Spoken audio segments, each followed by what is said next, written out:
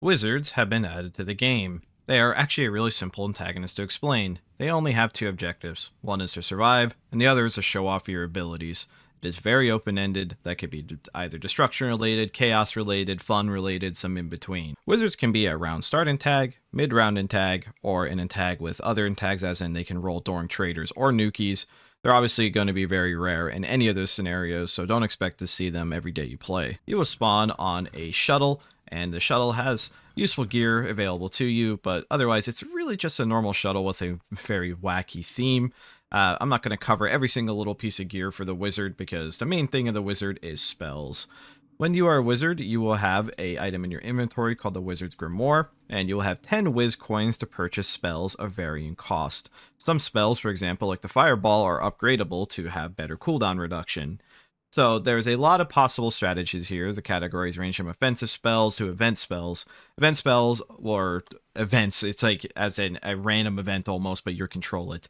So right now the random event or the event spells are you can summon ghosts for free. You can give every single person on the station, including yourself, a magical item or a gun. So there's stuff that affects every single person, and some spells get rather simple down to affecting just a singular person non-lethally. Some spells, like Smite, require your wizard robe and hat, which you do spawn with. So if you're wearing armor or don't have your clothes stripped off somehow, you can't use it. So some of the spells, like Smite, for example, which is probably the most infamous spell of all the wizard's abilities, is an instant gib. So you have spells that range from a instantaneous gib to a harmless teleport or a smoke grenade, for example. The wizard is definitely best seen in action, and yes, I have a separate wizard video if you'd like to see all the spells, but I don't want to make the entire update video the same video I've already done. The way removing implants with an implanter has been changed drastically. When you use an implanter, you must now press Z to select through the entire list of all the implants currently in the game, meaning you must have a pretty solid idea of what you are trying to remove from somebody. For example, I have injected this person with a bike horn implant, so if I try to extract a sad trombone implant from them, you will be punished rather significantly. If you fail, you'll get a catastrophic failure, you will withdraw nothing from their body, and you will take genetic damage, and you take a lot of it. So this is practically, it's not unhealable, but you really, really do not want to go around guessing out of the 20 implant list or however many implants are in this game. You want to absolutely know that they have that implant. This is to reduce metagaming, and we'll see how it plays out. I know we don't put my personal opinions on this. I really like it, but I fear that for new security players, this is going to make it really, really punishing if you just like don't remember the exact name of the implant, but you have an idea of what it was. But we'll see what happens. The log probe can now print out logs just so you have a paper trail and you don't have to have the same door that you scanned open on your PDA forever. Allows you to free up your PDA a little bit during an investigation, and also it just gives you a nice piece of paper for your folder of all your other evidence you're hopefully keeping. The Emag and the authentication device have had their prices swapped, so now the Emag is 5 telecrystal and the access breaker is 4 telecrystal. Emag has slightly more uses, so now it's the more expensive one. Next up, the Singularity Grenade is the new renamed Super Matter Grenade. However, this has been nerfed into absolute oblivion. It still costs 6 telecrystals, but the only thing it does now is pull things in. It doesn't explode anymore, so it's a incredibly expensive disruption tool. I would genuinely be surprised if anyone purchases this again, other than for like trolling or if it's on discount. But yeah, it probably shouldn't even be under the explosives tab anymore because it isn't. The Bulldog Bundle has been changed ever so slightly, and now comes with 3 extra rounds of, or 3 extra drums of lethal ammo, instead of 2 and then the beanbag drum. Holoparasites no longer reduce the damage that you take based off your own armor, so hitting the Holoparasite directly will transfer the damage fully to you. Well, I guess it's half, but anyways, it no longer does the damage reduction, so this is really a direct nerf to Holoparasites, meaning you'll be less tanky if they take the damage directly than as if before, because again, your armor would have helped prevent some damage transferred from your Holoparasite. That wasn't confusing at all. You can no longer put pet carriers in toilets. Also, if you trap somebody in a pet carrier for right now, they can break out of it, even if you were to trap them in like a locker or something with it.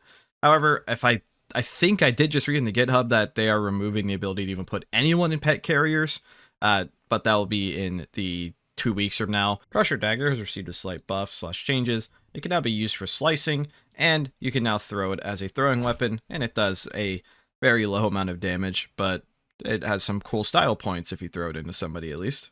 Random debris is back on the servers. It used to be featured on like Leviathan or something and they removed. Either way though, the random debris is just random asteroid chunks and random like debris chunks that will spawn randomly around the station.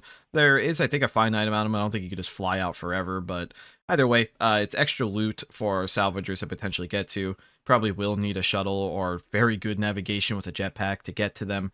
Better planet lighting for indoor and outdoor areas, and day-night cycle functionality has been added. There's also been improvements to weather, but the day-night cycle is one of the most obvious things. If you ever arrive at the arrival station, you may notice that it's either becoming day or becoming night, and it is a very smooth, gradual transition. It's not jarring or anything, and I think just standing here by the lights of the station, ejecting its lights out through the windows, while the surroundings around me get darker, is a very awesome moody feeling. I didn't know I even wanted it in this game, but now I really want to see more stuff on planets, which is unfortunate because salvage can't get on expeditions quite as easily as they used to, but it's still possible.